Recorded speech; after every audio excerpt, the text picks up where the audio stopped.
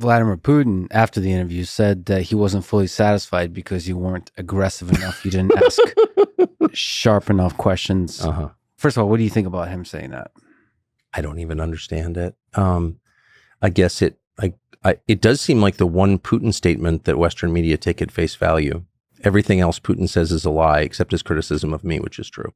But I mean, I have no idea what he meant by that. I can only tell you what my goal was, as I've suggested, was not to make it about me. I watched, he hasn't done any interviews of any kind for years.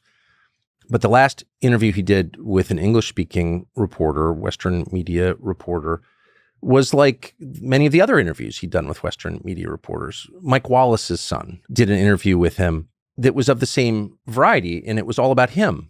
I'm a good person, you're a bad person. And I just feel like that's the most tiresome, fruitless kind of interview. It's not about me. I don't think I'm an especially good person. I've definitely never claimed to be, but people can make their own judgments. And again, the only judgments that I care about are my wife and children and God. So I'm just not interested in proving I'm a good person. And I just want to hear from him. And I had a lot of, you should see, I almost never write questions down, but I did in this case because I had I had 3 years to think about it as I was trying to book the interview, which I did myself. But it was all about internal Russian politics and Navalny. And I had a lot of, I thought, really good questions. And then at the last second, and you make these decisions, as you know, since you interview people a lot, often you make them on the fly. And I thought, no, I want to talk about the things that haven't been talked about and that I think matter in a world historic sense. And the number one among those, of course, is the war and what it means for the world. And so I stuck to that. I could answer. I did ask about Gershkovich, who I felt sorry for, and I wanted Putin to release him to me, and I was offended that he didn't. I thought his rationale was absurd. Well, we want to trade him for someone. I said, well, doesn't that make him a hostage?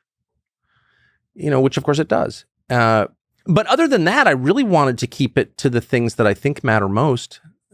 People can judge whether I did a good job or not, but that was my decision. In the moment, what was your gut? Did you want to ask some tough questions as follow-ups on certain topics? I don't know what it would mean to ask a tough question. Clarifying questions, I suppose they would. I guess. I just wanted him to talk.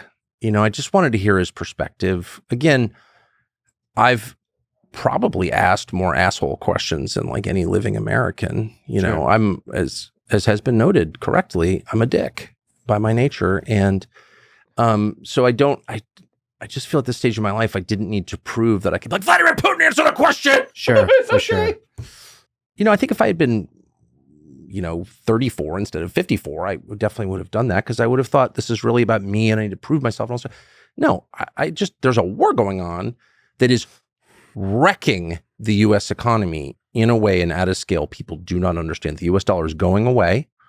That was, of course, inevitable ultimately because everything dies, including currencies. But that process of death has been accelerated exponentially by the behavior of the Biden administration and the U.S. Congress, particularly the sanctions. And people don't understand what the ramifications of that are. The ramifications are poverty in the United States. Okay. So I just wanted to get to that because I'm coming at this from not a global perspective. I'm coming at it from an American perspective.